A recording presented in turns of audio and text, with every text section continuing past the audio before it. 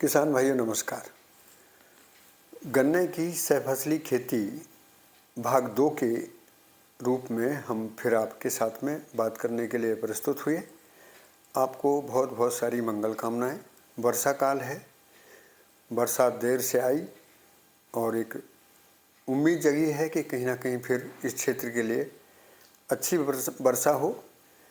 इसी खुशी के साथ में ये वीडियो बनाते हुए आज हम आपसे चर्चा करना चाहते हैं कि ये जो पश्चिमी उत्तर प्रदेश और देश के बहुत सारे ऐसे खंड हैं जहाँ पर गन्ना प्रमुख फसल है। गन्ना प्रमुख फसल है और गन्ने के ही बाद गन्ना और गन्ने का ही एक चक्र यदि चलता रहेगा तो गन्ने में नाना प्रकार की बीमारियाँ और उसके कुपोषण के लक्षण भी उभरते हैं। बार बार हम किस्मों को बदलते हैं।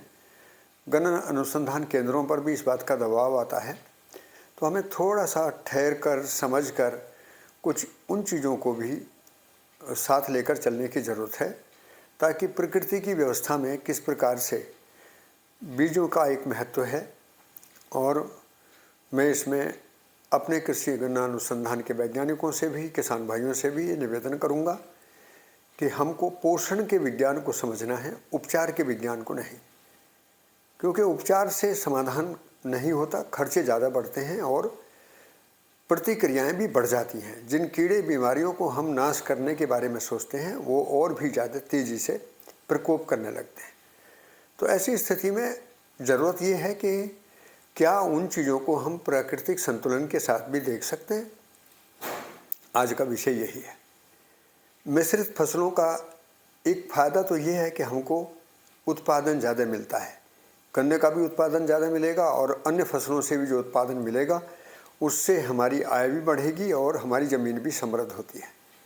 लेकिन जो बड़ा विज्ञान है, विज्ञान यह है कि अनेक फसलों का साथ साथ लगाए जाने से फसलों का पोषण होता है और हम सीधे सीधे रासायनिक खाद और दवाइयों से बच सकते हैं। इसके आधार पर हमको किन गन्ने के साथ किस मौसम से क्या शुरुआत करें, कौन सी फसलों को लगाएं।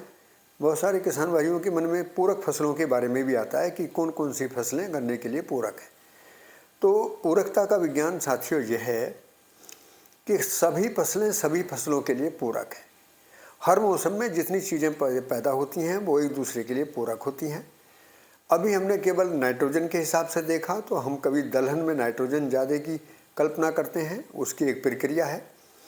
कुछ दूसरी फसलें जो अपने लिए भोजन नहीं बनाती हैं, तो इस तरीके से भी हमने एक दूसरे के सहअस्तित्व को जानने की कोशिश की है। लेकिन वास्तविकता देखें तो ज़मीन के अंदर की संरचना में सभी जड़ों का एक दूसरे के लिए कहीं ना कहीं पोषण का आदान प्रदान होता ही है। टकराव की जो बात आती है वो बाहर की ओर आती है। यदि हमारे फसल से ज़्यादा खरपतवार ऊंचे निकल जाए तो हमारी फसल कमज़ोर हो जाएगी। लेकिन यदि हमारी फसल ऊपर है और खरपतवार नीचे हैं तो फिर खरपतवारों का ज़्यादा नुकसान नहीं स्पष्ट होता, बल्कि कई बार उनका पोषण भी समझ में आता है। तो बात केवल इतनी है कि हमको खरपतवारों के नियंत्रण को समझना है। उसकी कई विधियाँ समय के साथ फसलों की बिजाई करें, दूरी के साथ करें ताकि अंतः कृषि में किसी यंत्र को असुविधा से चलाया जा सके। लेबर के द्वारा भी हम खरपतवारों को निकाल सकते हैं। 1 या 2 बार में खरपतवार निकलते हैं तो फिर हमारे जो खरपतवार नाश करने के जो अनेक खर्चे हमने बढ़ाए हुए हैं उनसे निजात पाएंगे। और साथियों ये भी बताना चाहूँगा कि खरपतवारों का प्रयोग ज़मीन में कहीं ना कहीं उसकी रासायनिक संरचना को बुरी तरीके से प्रभावित करता है। हमें ज़रूर लगता है कि खरपतवार नाश हो गए, लेकिन उसके द्वारा जो ज़मीन के अंदर उर्वरता का नियम है वो भी अवरुद्ध होता है। इस बात पर विशेष ध्यान देते हुए आप प्रारंभ करेंगे वर्षा काल के बाद। जिस समय हम बैठे हैं, अब ये सितंबर अक्टूबर का महीना हमें गन्ना लगाए जाने के लिए बहुत ही उपयुक्त समय है। आप गांठ विधि से गन्ने का बीज तैयार करें। कम मात्रा में अधिक क्षेत्रफल आपका लग जाएगा। बीज का शोधन करना भी आसान रहता है। 1% या अधिकतम 2% चूने के पानी से सीधा बीज का उपचार करें। कहीं भी कोई भी अलग से दवाई डालने की ज़रूरत नहीं। इससे जो बीज है उसकी आनुवंशिक संरचना जितनी भी है वो फंगस से भी उपचारित हो जाती है और भी कोई उसमें बीमारियां हैं, और बल्कि उसको कहीं ना कहीं परोक्ष रूप से जो कैल्शियम प्राप्त होता है वो भी उसके लिए फायदेमंद रहता है। तो गन्ने का बीज आपने बनाया, बीज बनाने के लिए बहुत सारी वीडियो आजकल पड़ी हैं, उनका आप देख सकते हैं कि कैसे हम प्लास्टिक की क्रेट में गांठ विधि से भी बीज को पैदा कर सकते हैं। बहुत सारे ऐसे किसान इसका प्रयोग कर रहे हैं। इसके बाद में बड़ी बात यह है कि हम अब खेत की नाप तोल करें। खेत की नाप तोल करने के बाद में हम लंबाई और चौड़ाई में कहाँ से पानी देना है, कहाँ से हमको फसलों को लगाना है, निकालना है, कहीं ऐसा कोई विरोध ना आ जाए कि फसल कटाई हो और दूसरी फसल लगी हो, तो हमको पूरा क्षेत्रफल का निर्धारण करना। जैसे मकान बनाते हैं ना साथियों, मकान बनाने से सोचते हैं लैट्रिन बाथरूम कहाँ होंगे, मेहमानों के लिए कमरा कहाँ होगा, हमारी रसोई कहाँ होगी। हम सभी चीज़ों का देश दिशा काल को ध्यान में रखते हुए उसका मानचित्र बनाते हैं, तब मकान बनाते हैं। बिल्कुल खेती में भी आप यही विचार करो, इतना ही आपको ध्यान देने का मन है। क्या करना है, खेत को हमने एक दूरी के नियम से बांट लिया और हमने बताया कि आपको यदि 1 वर्ग मीटर 1 मीटर बाई 1 मीटर में 5 गांठ लगाकर मैं 40-50 किलो गन्ना निकाल सकता हूं, तो इस विश्वास के साथ आप गन्ने का क्षेत्रफल निर्धारण करें। मुझे 400 कुंटल गन्ना यदि 1 एकड़ में निकालना है और मैंने 1 वर्ग मीटर से 40 किलो गन्ना निकाला, तो 40 किलो गन्ना 1 वर्ग मीटर से निकालने के बाद यदि मैं गन्ने का उत्पादन 1 एकड़ से 400 कुंटल लेना चाहूँ तो कितने मीटर चाहिए? 1000 मीटर चाहिए। और 1 एकड़ में कितने मीटर होते हैं? 1000 मीटर, 4000 वर्ग मीटर होते हैं। तो मुझे 4000 वर्ग मीटर में से 1000 वर्ग मीटर गन्ने को देने हैं। इसका मतलब 1 मीटर की नाली में गन्ना लगाएंगे तो हम इसके साथ में 3 मीटर जगह खाली छोड़ेंगे, 4 मीटर जगह खाली छोड़ेंगे। ये 3 और 4 मीटर जो जगह खाली है, इसको आप छोटे किसान हैं कि आप बड़े किसान हैं, आपके पास यंत्र कैसा है, हम इसके कई मॉडल बना सकते हैं। हम 1 लाइन के बाद में भी 4 मीटर छोड़ सकते हैं, 3 लाइनों को एक जगह करके भी इकट्ठा एक जगह छोड़ सकते हैं ताकि बड़ा ट्रैक्टर भी चलाया जा सके। नापतोल का आकार आपके पास है, ये आपके लिए खुला है कि मैंने जो नाप बताई उसी नाप से आप करेंगे। बस मैंने ध्यान ये दिलाया कि उत्पादन प्रबंधन के लिए स्पेस मैनेजमेंट अर्थात खेत का आकार सुनिश्चित करना कि मुझे कितनी जगह देकर कितनी फसल लेनी है, कौन सी फसल लेनी है, तो मैंने गन्ने के लिए तय कर दिया। गन्ने को हमने नालीदार विधि से, ट्रेंच विधि से, जो भी आपको अच्छा लगे आप उसमें करिए। उपचार के लिए क्या करेंगे, उसमें कंपोस्ट खाद डालिए, उसमें कल्चर का प्रयोग करिए। और हमने कल भी बताया कि कल्चर बाज़ार से नहीं खरीदने हैं, अपनी लैब से लेकर आइए। यदि कल्चर आपको ज़मीन में बनाने हैं तो आप मेथी, धनिया, पालक ऐसी चीज़ों का उस नाली में बिजाई करिए। थोड़े लंबे समय के लिए उसको काट दीजिए। काटने के बाद में उसी में कंपोस्ट डालकर, कल्चर डालकर वो ज़मीन एक बढ़िया तरीके से तैयार हो जाती है। छोटे यंत्रों के प्रयोग से 1 मीटर में ही 2 लाइन। अब मैं यहाँ पर एक उपक्रम आपको देना चाहता हूँ, क्योंकि ये पूरा क्षेत्र अब वर्षा काल भी बहुत बदल गया है, बहुत तेज़ी से बारिश आती है और वर्षा की जो गति है बहुत ज़्यादा अवरुद्ध भी हो गई है। जब वर्षा आने की ज़रूरत थी, अब वर्षा उस समय नहीं आ रही है, 1-1.5 महीने के बाद वर्षा आ रही है। तो ऐसी स्थिति में साथियों हम लोगों को थोड़ा विचारने की ज़रूरत है कि हमें गन्ने की बंधाई में भी हमारा खर्च ना आए। तो उसके लिए मैं आपको बताना चाहूँगा कि मात्र 1.5 फुट की दूरी पर 2 नाली गन्ने की लगाइए और फिर 1.5 फुट के बाद फिर 2.5 फुट जगह दे दीजिए बीच में एक नाली निकालने के लिए, जिसमें पानी की नाली रहेगी आगे चल के। और 1.5 foot, 2.5 foot, 1.5 foot, 1.5 foot, 2.5 foot, 1.5 foot, इस क्रम से आप एक कॉलम बनाइए। और 1.5 फुट में जो 2 गन्ने की जो लाइन है, ये आगे चल के पहले इनको सीधी बांधेंगे, फिर बाद में आपस में बांधेंगे, तो पानी की नाली बीच में रहेगी और ये अच्छी तरीके से पकड़ बनाता है और इससे गन्ना गिरता भी नहीं है। और कम क्षेत्रफल में ज़्यादा गन्ना पैदा होने का ये बहुत बढ़िया तरीका है। आप इस पर पूरा विचार करिए। और पहली स्थिति में नाली कब बनाएंगे? नाली बनाएंगे हम गर्मियों में, अप्रैल के महीने में। अप्रैल तक हम यहाँ पर क्या लेंगे? लहसुन की फसल लेंगे, प्याज लेंगे, या कोई भी ऐसी फसल आप लगाएंगे जिससे गन्ने का पोषण हो। तो ये गन्ने को लगाकर गन्ने के साथ में हमको लहसुन, प्याज, धनिया, मेथी, पालक, मूली, सलजम, गाजर, चुकंदर, आलू, ऐसी कोई भी चीज़ों को अपनाए जाने की ज़रूरत है, ताकि चाहे हमारी उसमें 1 मेंढ आए चाहे 2 मेंढ आए, लेकिन हमारी उन पर ये फसल लगी रहे। क्योंकि इन कंद वाली फसलों से और ये जो जिनमें रस बहुत अच्छे होते हैं, जैसे मेथी धनिया और पालक का जो रस है वो कसैला रस है, जिसको पोषण के लिए बहुत उपयुक्त माना जाता है, उन सब का प्रयोग। और उसके साथ साथ में यदि लहसुन है तो उसमें तो बहुत अच्छे रस हैं, और प्याज में भी बहुत अच्छे रस हैं। इससे क्या होता है, गन्ने का पोषण होता है।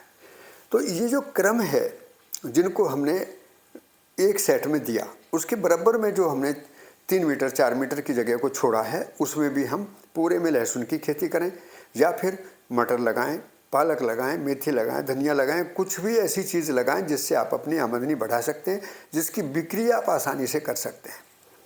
इसके बाद में जब दूसरी फसल आएगी तो उसी क्षेत्रफल में हम फिर हल्दी की खेती कर सकते हैं, और हल्दी जब आगे चल के हल्दी के साथ भी कोई सहफसली खेती हम दे सकते हैं। तो ये जो सहफसली खेती में बार बार इसलिए कह रहा हूँ कि मैं हल्दी को बहुत सिफारिश करता हूँ। हमारे यहाँ किसान भाई देख रहे हैं कि आवारा पशु घूम रहे हैं, जंगली जानवरों का प्रकोप है। हल्दी एक ऐसी फसल है कि जिस पर किसी का कोई प्रकोप नहीं है, जिसे कोई बीमारी नहीं आती। तो मैं बार बार इन चीज़ों का प्रयास इसलिए करता हूँ कि कहीं ना कहीं आपके मन में बहुत सारी चीज़ों को लेकर सवाल उठते ही हैं। मैं भी एक किसान हूँ, आप भी किसान हैं। किसान की बात को अच्छे ढंग से समझता है, लेकिन मेरा भाव ये है कि मैं ही दिमागदार हूँ, ऐसा नहीं है। समझ आपके पास भी है। आप उस समझ को यदि बेहतर तरीके से खेती में इस्तेमाल करेंगे तो प्रकृति के नियम को देखना, बाजार से कम बाजार के चंगुल से बाहर निकलना, ये आज की ज़रूरत है। प्रकृति का विरोध हम बर्दाश्त नहीं कर पाएंगे। बाजार की लुटाई यदि बराबर ऐसी चलती रही तो हम कभी मालदार नहीं हो पाएंगे। तो मेरी जो वीडियो बनाने का भाव है वो यही है कि यदि कृषि को हम परिवार केंद्रित व्यवसाय के रूप में आगे लेके चलेंगे तो परिवार के हर व्यक्ति को ध्यान में जाए कि हमको इसमें क्या करना है। तो मिश्रित और पूरक फसलों का जो विज्ञान है वो एक साझा विज्ञान है। उसमें कोई विशेषज्ञता की बात नहीं है। केवल बात इतनी है कि हमको सितंबर अक्टूबर में गन्ने के साथ क्या लगाना है, गन्ने के बीच में क्या लगाना है, ताकि गन्ने का पोषण पूरा हो जाए। और इससे मैंने जो देखा है विगत 10 वर्ष से ज़्यादा में, मैं इस पर विशेष प्रयोग करने से मुझे पता लगा गन्ने की किसी भी वैरायटी को बीमारी नहीं आ रही है। यदि बीमारी ऑर्गेनिक में चलेगी नहीं तो वो चलेगी नहीं फिर। तो ऐसी स्थिति में हमको ये भी जांच करने की ज़रूरत है कि कौन से बीज हम ऑर्गेनिक खेती के लिए लेकर आगे बढ़ें, हमारे मिलों के लिए भी ठीक हों, हमारे लिए भी ठीक हों, और हम उसको प्रोसेस के तरीके से किस तरीके से व्यवसाय के रूप में बदलें। साथियों, व्यवसाय का मतलब कुल इतना है कि अभी तक हम केवल अधिकतम उत्पादन बढ़ाए जाने के लिए बाजार से लागतों की ओर हमारा ध्यान रहता है। अब हम आपसे निवेदन कर रहे हैं कि प्रकृति में भी पोषण होता है, प्रकृति में भी नियंत्रण होता है। इसलिए प्रकृति से यदि हम जुड़कर चलेंगे तो बाजार की लागत के चक्रव्यूह से बचेंगे, एक बात। और दूसरी बात जो हम कहना चाह रहे हैं कि उससे उत्पादन भी बढ़ेगा, आपकी आमदनी भी बढ़ेगी, और आप मिलकर एक बहुत बड़ा काम अपने इलाके में, अपने गांव में खड़ा कर सकते हैं। खेती साझा कार्य है। इसके लिए बार बार कई बार आपको लगता होगा हम आपको कोई उपदेश दे रहे हैं। बिल्कुल उपदेश नहीं दे रहे। बार बार हम बताएंगे कि यदि खेती परिवार के साथ नहीं जुड़ती है, समाज के साथ नहीं जुड़ती है, प्रकृति के साथ नहीं जुड़ती है, और केवल बाजार को केंद्र में रखकर हम उसको लेके चलेंगे तो बहुत अधूरी और छोटी बात है।